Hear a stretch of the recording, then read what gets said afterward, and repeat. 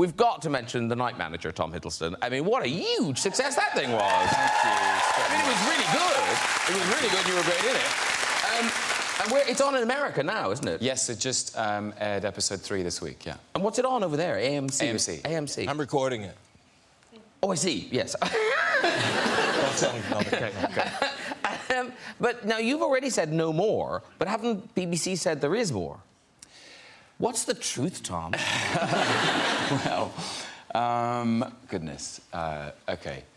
The truth is, we've got to the end of the adaptation of the novel. Yes.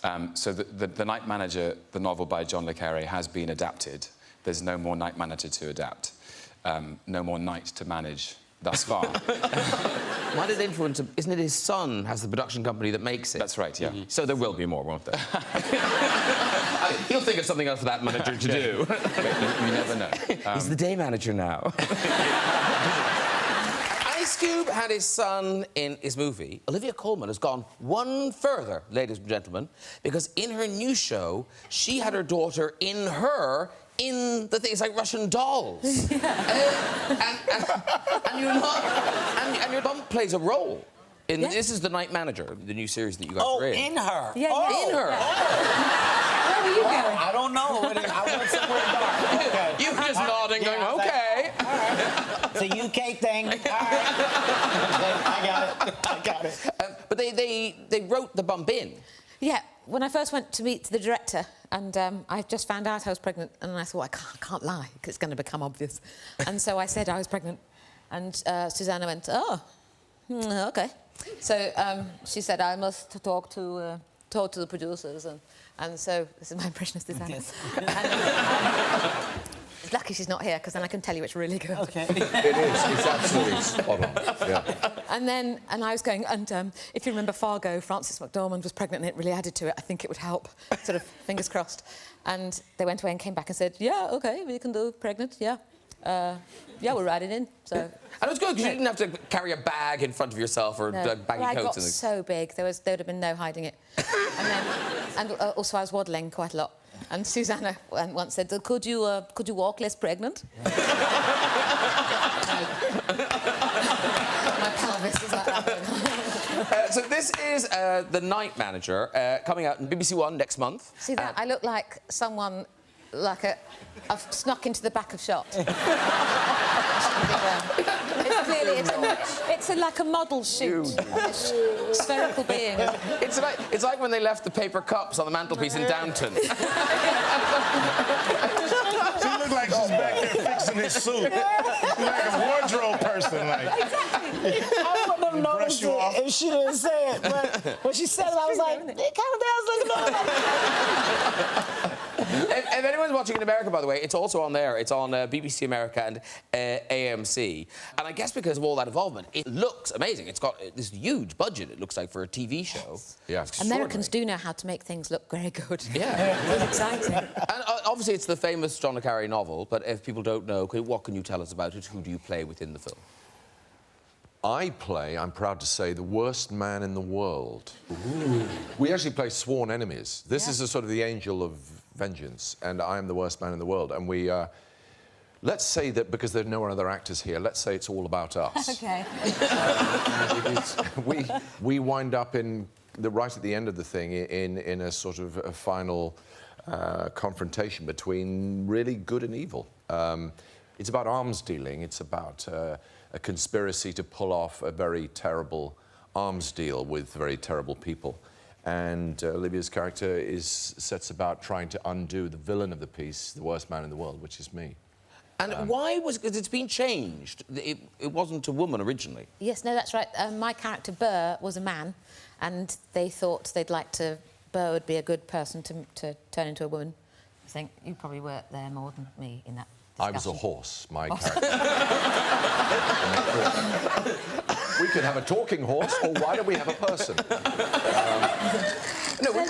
There never are enough. But you, Laurie, you love this book. I love... Well, Le Carré this is holy text for me. And I loved... And you know him, right? Well, Yes, I would like to say now I do a little bit. I don't think he blanked me in the street. But where'd you want his birthday party? I did. I got taken. I got taken as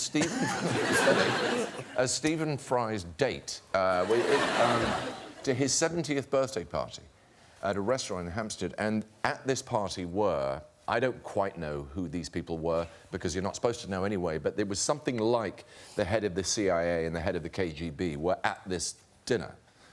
Big cheeses anyway. And the place was crawling with bodyguards and there was a lot of earpieces and people were packing. Yeah. And... Was this a Compton? Yeah, right? Yeah. Was this a Compton? I think I know that spot. I have the lingo.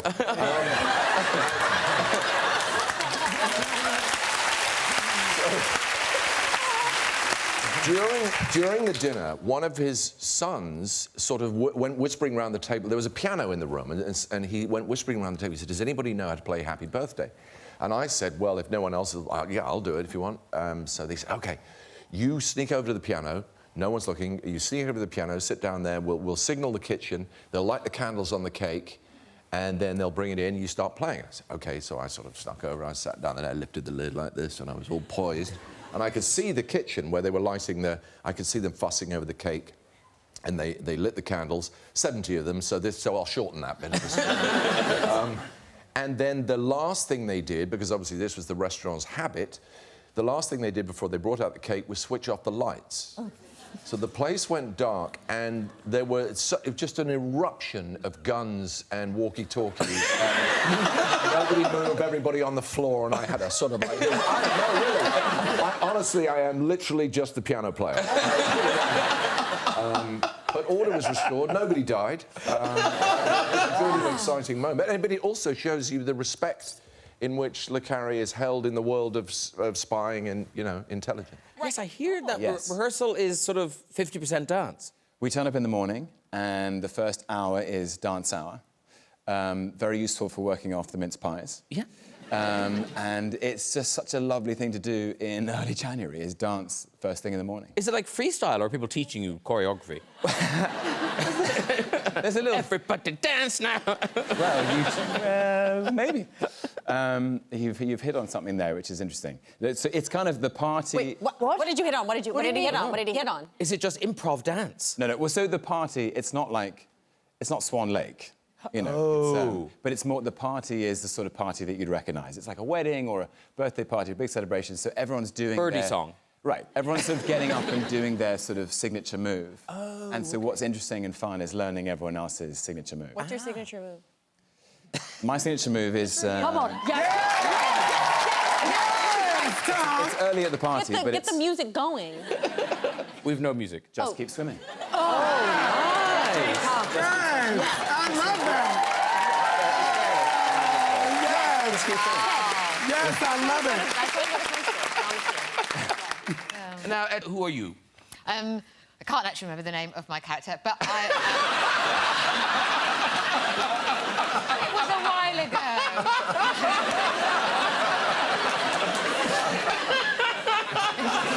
do you dance a lot, though? Yes, thank you for saving me. I do. In that. Nick Frost is the lead guy, and he, as a child... Oh, no, I'm his sister. That's it, I'm his sister. And... I'll remember. Thank you. And as children, he was salsa champion, endless cups and awards and things, and we used to go off and do competitions, and I was his dance partner, and then something happened, and his life changed, and salsa wasn't for him after that moment. And then cut to Nick Frost, present day, or whatever his character's called, and... Bruce! He's called Bruce! Poor Bruce.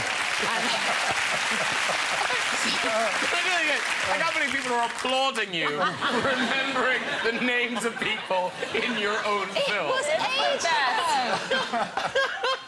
You know this feeling. You film something... Nelson Mandela. I play this bloke. OK, so you play... He's a dancer. So who's that? Yep. And, so for the film. So he falls in love with Rashida Jones. Got the name. That's Quincy Jones' daughter, right? Yes. She's beautiful. She really is beautiful. And she's lovely. And he discovers that... Am I giving away the plot? Yes, Cut out anything. I think maybe you've told us enough now. I'm going to shut you down. He dances again. Yes. And But he's so do you. amazing. So do you. Yes. And I know we know you're not in big preparation, but you must have had some dance lessons. We had to. I was forced to because I had to dance on screen, so I had to practice. Do you look good though? Well, there is, as you know, they have people who actually can dance. Yeah. Who, because I can only spin 3 times before I vomit. So. But we do have a picture of you in rehearsals where it doesn't look like it's going that well. That's the best thing I've ever seen. I also love that you're wearing like a full sweatsuit and heels.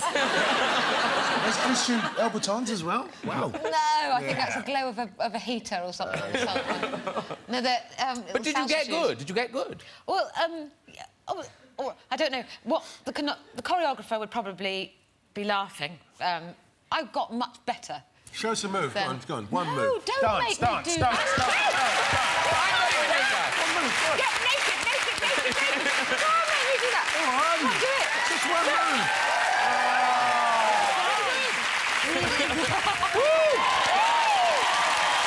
Never get down this. Okay, now it is an acting challenge though, because you've got to be British pretending to be American. Yes. You've ruined it now. I haven't seen the first series. Well, sorry. Spoiler alert. It's been lying on the streamer for 2 years. Yeah. So Yeah. if you were keen, you'd have seen it by now. Right. Olivia Colman, brackets not keen. Yeah. But it must be quite a challenge for you to do Well, that. it's also a bit of an escape route, because if you mess something up and it doesn't sound right, you've always got the excuse of saying, well, I'm not really... That's the whole point. I'm not really an American. That was a deliberate mistake that I put in there, which I didn't at all. Yeah. So I found that actually easier than doing House, for example, which I just felt like it had to be, you know, it had to be right. Yeah. Because it would get in the way if it wasn't right. Were you able to get to a point where, because I just getting my head around being able to do so many scenes with a different accent, do you just get to a point where you're naturally able to perform that? Like Never. Right. Not one day. Oh, not one okay. scene, That's no. Because you lived there for a long time, and with everybody being American around you, did it help make it more comfortable? No, I still felt everything. It was like just trying to walk with everybody, and you're the one with the stone in your shoe, and everyone else is just floating along, and you're always going, that didn't sound right. That didn't sound right. You know.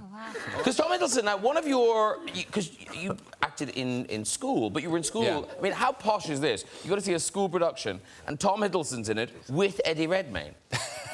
Right, well, yes. He was a great talent even then. He was the star. He was a huge star. And we were in a school production of A Passage to India by E.M. Forster.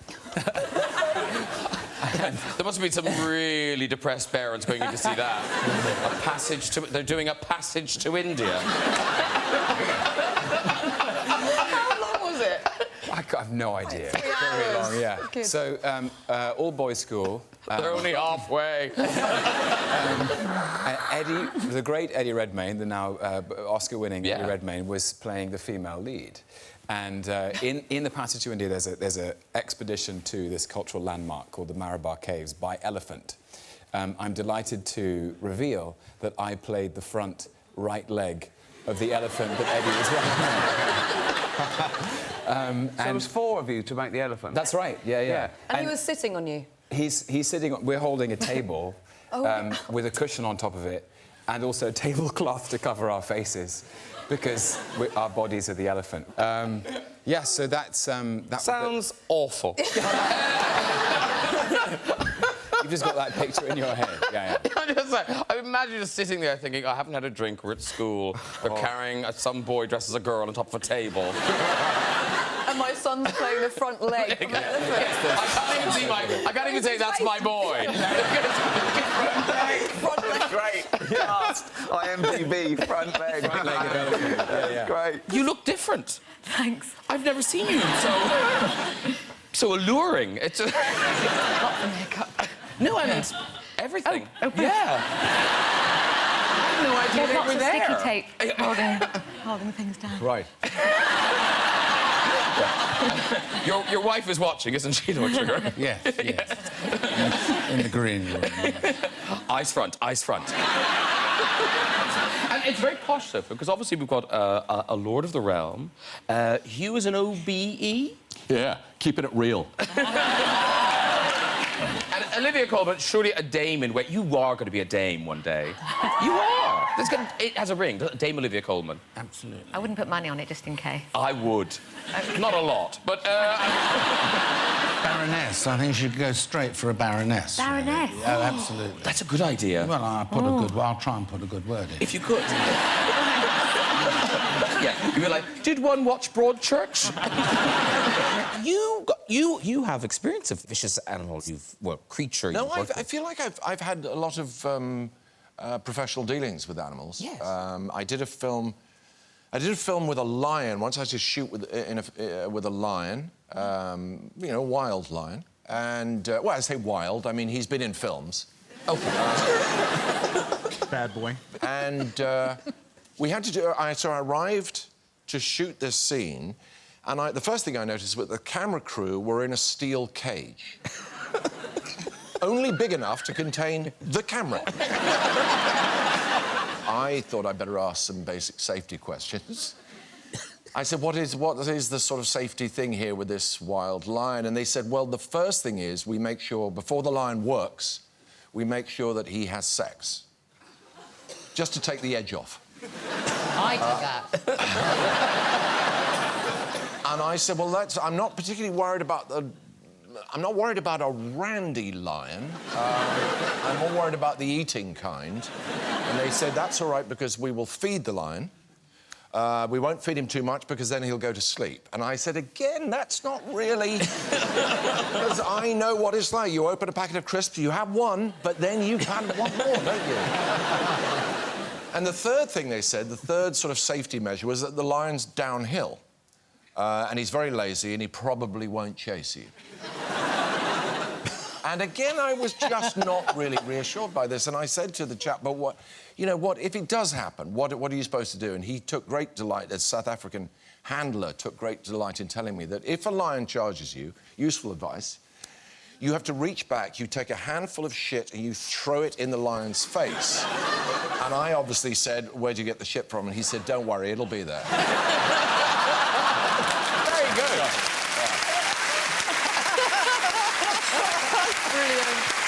Do people do impressions of you, don't they? Very rarely. Yeah. Very rarely. Yeah. What, am I in your canon? No. I mean, I haven't. It's like I feel like I wouldn't be able to do it until I met you, but I have.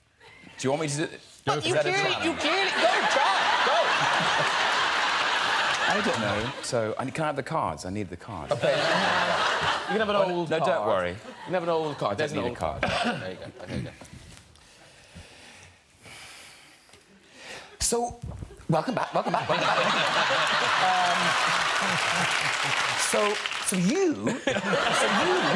never been on the show. I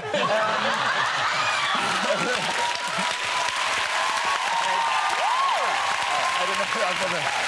Is that okay? Okay. Yeah. I feel your pain, Bob. First time.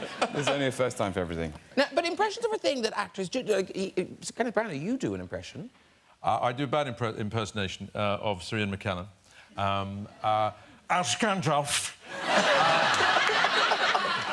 You shall not pass. Wem-non, trem-non, phlegm-nom and dang-dong. You will not pass. Wing-dong, bang-dong, column and gollum. You shall definitely not pass. That's as far as it goes. Sorry about that.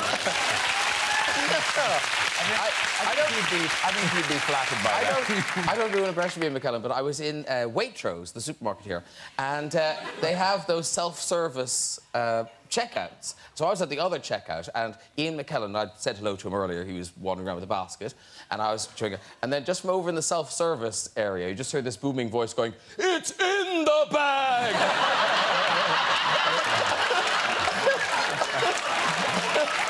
Great. But... This is not a cucumber, it's an aubergine.